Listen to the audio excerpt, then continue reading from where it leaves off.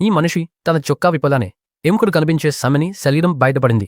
ముందుకు చూస్తే బుల్లెట్ చీమలు. అతని కళ్ళలో నిరాశ నిండిపోయింది. కాని క్షణంలోనే నిర్ణయం తీసుకున్నాడు. రెండు చేతులతో మందపాటి కొమ్మును పట్టుకుని గట్టిగా ఊపాడు. 100 చీమలు అతని శరీరంపై పడినా అతను ఎదురు తిరగలేదు.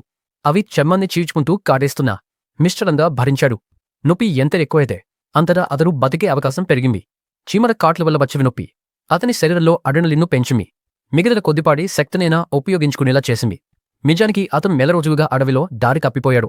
కొన్ని వారాల తర్వాత దద్దల్లో 2 పక్షి గుడ్లు కనిపించాయి. ఒకదాన్ని పగలగొట్టగానే లోపల పొదిగిపోని చిన్న పక్షిపిల్ల. షాకయ్యారు. అయినా బ్రతకాలి అన్న సహజ స్వభావం అతన్ని ఆపలేరు. కళ్ళు మూసుకుని దాన్ని తిన్నాడు. మొదట అసహ్యంగా అనిపించింది. కాని క్రమంగా అలవాటు అయింది. కొద్దిగా శక్తి రావడంతో ఖాళీ గుడ్డు చెక్కలను విసిరేసి అడవిలో ముందుకు సాగారు. బయటపడే దారికోసం రాత్రి అడవి ప్రమాదాలతో నిండుగడంతో ఒకే చోట విశ్రాంతి తీసుకున్నాడు.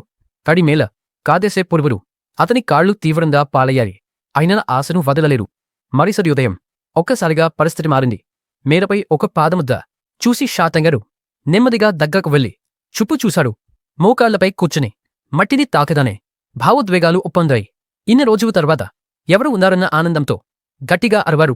కాని చుట్టూ ఎవరు లేరు. అప్పుడు మిమ్మ తాను విసిరేసిన గుబ్బు చెక్క ముక్కలు పాదముద్రను గమనించగానే అది తమ చెప్పుతో అచ్చిందశనుకోవడం అర్థమైంది. తానే వలయంగా తెగుతున్నారు. ఆ బాధ పట్టుకోలేనిది. 10 సెకన్లలో ఆనందమించి పూర్తి స్థాయి నిలాస. అయినా నోతుగా ఊపిరి తీసుకుని వదిలేయకూడదని నిర్ణయం. అదే సంకల్పం. మళ్లీ ఆశ. మీరు తాగుతున్నద ఒక విచిత్రమైన శబ్దం. దాన్ని అనుసరించరా ఒక అడవి మహిళ.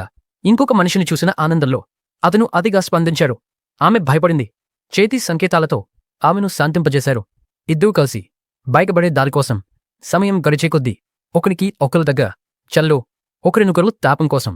కాని మరుసటి ఉదయం అతని చేతుల్లో ఏమీ లేరు. ఆ మహిళ నిజం కాదు. ఒత్తిడి, బాధ, భ్రమ మాత్రమే. గుండె చీడిపోతుమెత్తయింది. చనిపోవాలనిపించింది. జీవితం పూరంగా ఆగలారుతోంది. నడుస్తుండగా లోతైన మడుగు దంతసేపు చిక్కుకున్నాడు. నవ్వారు, ఏడ్చారు. చావాలన్నా చావలేని పరిస్థితి. పొద్దిగా శక్తి వచ్చాక ఒడ్డుకు చేరాడు. ఇక పోరాటం ముగిసిందనుకున్న క్షణంలో నవిలో ఒక పడవ నిజమా కాదా అన్నట్టుగా నిలబడ్డారు. ఆడవాలని ప్రయత్నించాడు. శక్తిలేరు. అతని కళ్ల ముందే శివని ఆశ దూరంగా వెళ్ళిపోయింది.